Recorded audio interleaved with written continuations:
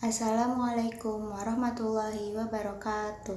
Kami dari kelompok 9 kelas 12 MIPA 2 dengan saya Azura Yunika Hasan absen 10, Aprilia Ekananda absen 8, dan Raisa Putri Ayudi absen 29 akan mempresentasikan mengenai segala sesuatu tergantung dengan tujuannya. Yang pertama ada niat. Mamin jantin ajdaru an yu'ajjila li sahibihil ukubata ma'ama yaddahiru lahu minal bagi wa qatiyati rahim.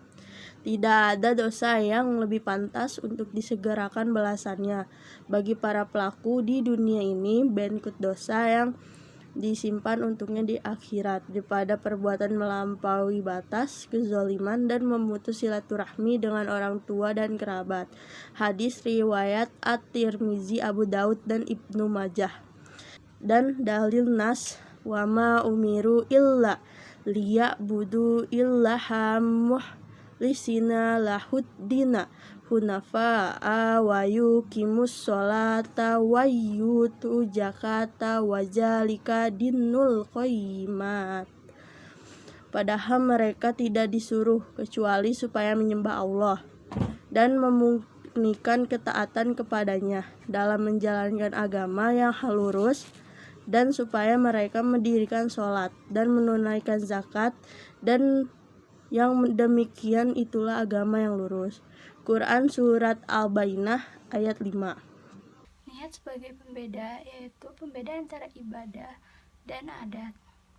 Contohnya, seorang yang mandi di pagi hari Jumat, kemungkinannya kembali kepada dua kemungkinan, tergantung niatnya, apakah niatnya mandi junub untuk melaksanakan sholat Jumat atau mandi biasa sekedar untuk menyegarkan badannya.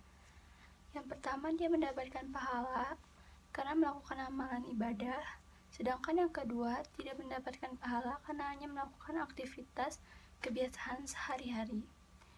Yang kedua yaitu pembeda antara ibadah yang satu dengan ibadah yang lainnya. Contohnya, seseorang yang sholat 2 rakaat setelah terbit fajar, masuk waktu subuh, maka sholat yang dia laksanakan kembali pada 3 kemungkinan. Bisa jadi dia sholat sunnah tahiyatul masjid, atau sholat sunnah rawatib qobliyah subuh, atau sholat subuh langsung, atau kemungkinan lainnya yang kesemuanya tergantung pada niatnya. Diriwayatkan dari orang-orang yang dipercaya seperti Umar bin Khattab dan Ali bin Abi Thalib radhiyallahu anhu, syahnya perbuatan tergantung pada niatnya. Perbuatan yang dimaksud adalah segala bentuk aktivitas, baik berupa ucapan maupun gerak tubuh kita. Imam Syafi'i, Imam Ahmad bin Hanbal, Imam Abu Dawud, dan lainnya sepakat bahwa hadis tentang niat tersebut merupakan sepertiga ilmu. Imam Al-Baihaqi mengilustrasikan hadis tersebut bahwa perbuatan manusia tidak lepas dari 3 hal, yaitu hati, lisan, dan anggota badan. Ulama membahas niat dari 7 bagian, yaitu hakikat, hukum, tempat, waktu, tata cara, syarat, dan tujuan niatnya.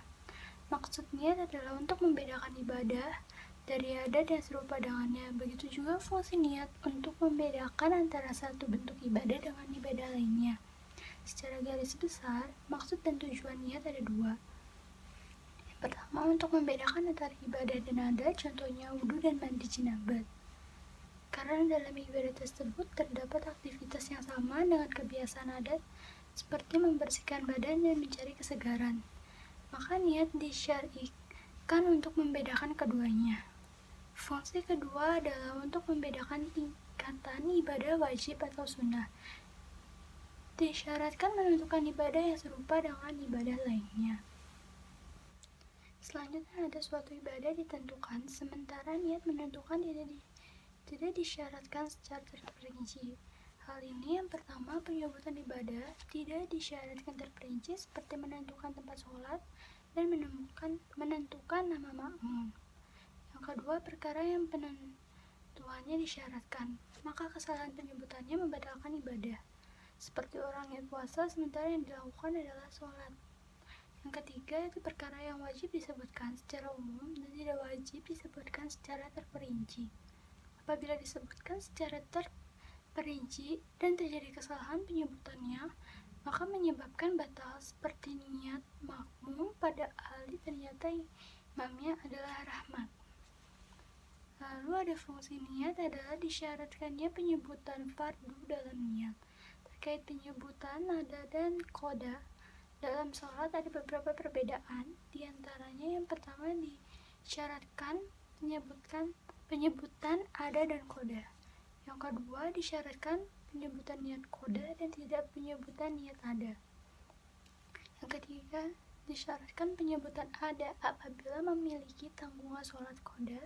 Pendapat ini didukung oleh Imam Al-Mawardi. Yang keempat, tidak disyaratkan penyebutan ada atau koda secara mutlak. Masalah fiqhiyah. Ulama berbeda pendapat tentang apakah niat itu termasuk rukun atau syarat. Yang pertama, segolongan ulama berpendapat bahwa niat itu termasuk rukun, sebab niat sholat misalnya adalah termasuk dalam zat ulama itu. Yang kedua, ulama yang lain mengatakan bahwa niat termasuk syarat, sebab kalau niat termasuk rukun maka harus pula diniati. Yang ketiga, menurut Imam Al-Ghazali diperinci, kalau puasa niat termasuk rukun, kalau sholat niat termasuk syarat. Yang keempat, Imam Nawawi dan Rafi'i berpendapat sebaliknya. Bagi sholat niat termasuk rukun, sedangkan bagi puasa niat termasuk syarat. Di dalam kaidah ini memberi pengertian bahwa setiap perbuatan manusia, baik yang berwujud perkataan maupun berwujud perbuatan, diukur. Maka dari itu, al-umuru bimaqasidaha, segala perbuatan tergantung niatnya. Apakah perkataan dan perbuatan tersebut berbuah pahala atau tidak, akan kembali kepada niat dan tujuan ia berkata dan berbuat. Sesuai dengan fungsi niat, untuk membedakan antara ibadah dan adat kebiasaan, untuk membedakan kualitas perbuatan, serta qada dengan perintah yang baru. Sekian dari kami.